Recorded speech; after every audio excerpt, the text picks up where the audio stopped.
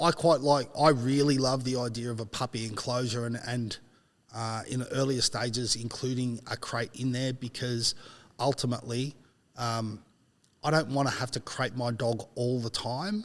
As it starts to get older, it's comfortable with the crate, I will definitely start restricting its movement and teaching it that it has to accept that, because it's, especially for a high energy dog like a Malinois, it's an absolute skill that the dog has to learn, right?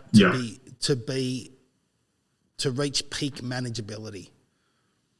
Right. Yeah, gotcha. And I understand there's a huge objection out there among some people. Oh, I don't want to use a crate, it's cruel. No, you know what's fucking cruel? Right? When your Malinois does some Malinois shit and cuts its head open, or blows the pad on its foot out, or does some proper retard stuff, stuff, right? And then because you failed to plan ahead, your dog now has to be stuffed full of medications because it never learned to have its activity restricted, right? So now it's suffering because it's in pain.